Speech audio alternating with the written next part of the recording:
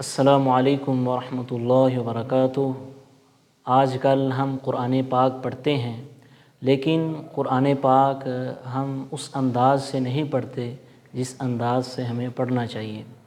تو ہر چیز کے کچھ قواعد ہوتے ہیں، اسی طرح قرآن پاک کو پڑھنے کے بھی کچھ قواعد ہیں۔ اگر ہم اس کے ساتھ پڑھیں گے قواعد کے ساتھ تو ہم بالکل ٹھیک پڑھیں گے، اگر ہم قواعد کے بغیر پڑھیں گے تو ہم اس میں غلطی کر سکتے ہیں۔ جس طرح کہ میں آپ کو مثال کے طور پر یہ بات بتانا چاہتا ہوں، ہم پڑھتے ہیں قلب،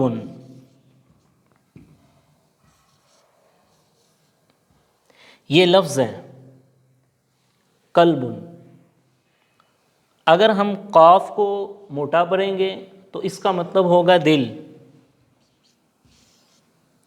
لیکن اگر ہم قاف کو باریک پڑھیں گے تو اس کا مطلب ہوگا کتا۔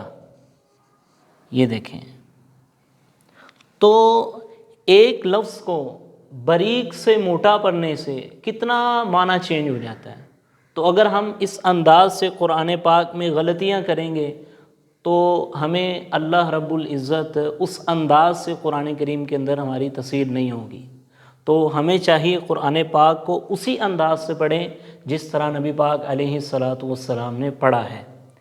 تو سب سے پہلے ہم شروع کرتے ہیں اعوذ باللہ من الشیطان الرجیم، اعوذ باللہ من الشیطان الرجیم سے۔ ہم پڑھتے ہیں جب ہم چھوٹے تھے، اسی طرح بچے جو چھوٹے ہوتے ہیں وہ پڑھتے ہیں اعوذ باللہ من الشیطان الرجیم۔ یہ بالکل غلط ہے۔ ہم اس کا تلفظ جس انداز سے ہمیں کرنا چاہیے تھا اس انداز سے نہیں کرتے، حالانکہ اس کا جو اچھا تلفظ ہے وہ اس انداز سے ہے اعوذ باللہ من الشیطان الرجیم۔ اب دیکھیں کتنا فرق آ رہا ہے۔ اگر ہم پڑھتے ہیں اعوذ باللہ من الشیطان الرجیم، حسن بھی ختم ہو گیا، معنی بھی چینج ہو گیا، اور اس کے ساتھ ساتھ اس کے اندر جو الفاظ کی تاثیر تھی وہ ہم ختم کر بیٹھتے ہیں۔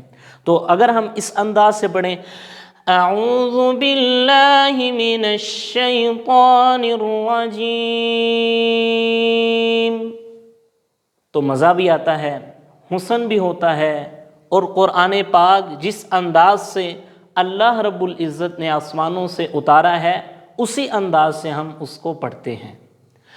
تو اعوذ، اس میں سب سے پہلی غلطی کرتے ہیں، اعوذ باللہ کی بجائے ہمارے بچے پڑھتے ہیں اعوذ، تو یہ غلط ہے۔ اعوذ، اعوذ، ادھر ہمارے بچے غلطی کرتے ہیں باللہ، ادھر ہم لفظ اللہ کے لام کو موٹا کرتے ہیں، حالانکہ ادھر جو لام ہے وہ باریک پڑھا جائے گا۔ باللہ من الشیطان، ادھر سیٹی، ادھر ہم شین کو اچھی طرح سے واضح کریں گے، من الشیطان الرجیم، اس انداز سے ہم اعوذ باللہ من الشیطان الرجیم کو پڑھیں گے۔ پھر اس کے ساتھ ساتھ بسم اللہ، بسم اللہ میں بھی ہم غلطی کرتے ہیں، بسم اللہ الرحمن الرحیم، یہ غلط ہے بالکل۔ اس کا اصل تلفظ ہے بسم اللہ الرحمن الرحیم۔ تو اگر ہم تلفظ کے ساتھ پڑھیں گے تو ہمیں خود بھی مزہ آئے گا۔ اسی طرح سب سے پہلے اگر ہم اس قرآن پاک کو اچھے انداز سے سیکھنا چاہتے ہیں تو اس کی جو بیسکس ہیں وہ ہمیں سیکھنی پڑے گی، اور پوری عربی زبان جو ہے وہ حروف تہجی پر مشتمل ہوتی ہے، جس میں الف با تا ثا جیم حا خا، یہ 29 حروف ہیں۔ تو سب سے پہلے الف، الف اس کو ہم اس انداز سے پڑھیں گے، اس کو میں کھول کے لکھتا ہوں تاکہ آپ کے لیے آسانی ہو جائے۔ الف، یہ دیکھیں الف، با، با اس انداز سے ہم لکھیں گے، یہ دیکھیں با، تا، تا ہم اس انداز سے لکھیں گے تاکہ بچوں کو اچھی طرح سے سمجھ آ جائے. ثا، پھر اسی طرح جیم ہے.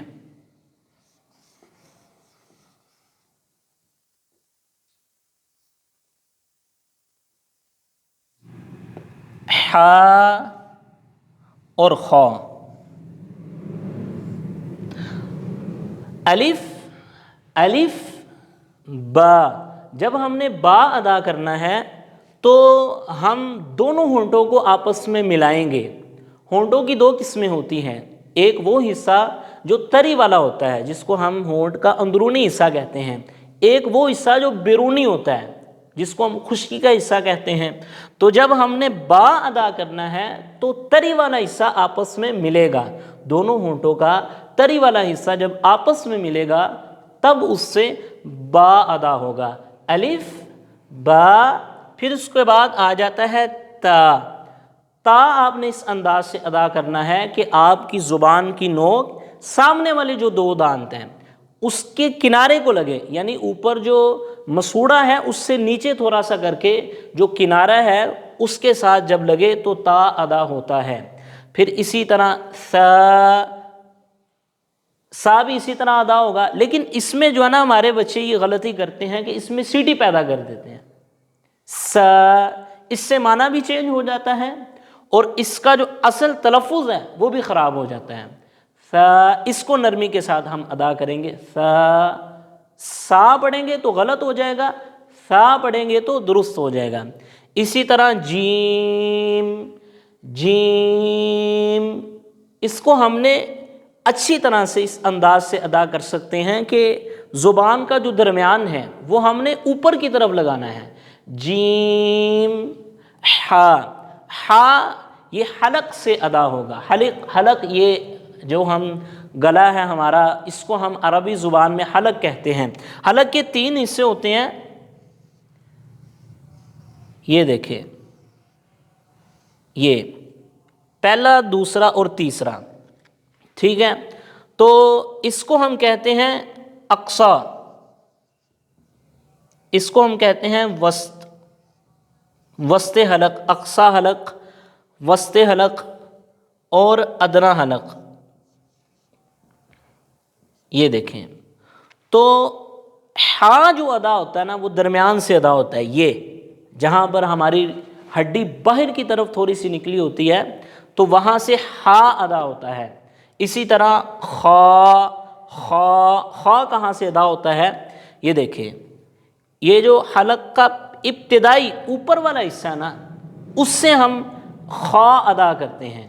تو اگر ہم اس انداز سے الف، با، تا، ثا، جیم، حا، خا، اس انداز سے اگر ہم حروف تہجی کو پڑھیں گے تو انشاءاللہ اللہ کے فضل و کرم کے ساتھ ہم قرآن پاک کو بالکل اسی انداز سے پڑھ سکتے ہیں جس انداز سے اللہ رب العزت نے اس کو اتارا ہے. اللہ تعالیٰ سے دعا ہے اللہ تعالیٰ ہمیں قرآن پاک کو اچھے انداز سے اور تلفظ کے ساتھ پڑھنے کی توفیق عطا فرمائے. وآخر دعوانا ان الحمد للہ رب العالمین.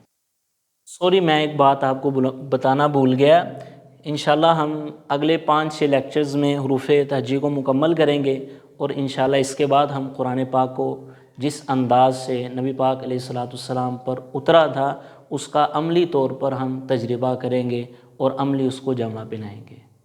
جزاک اللہ فی امان اللہ.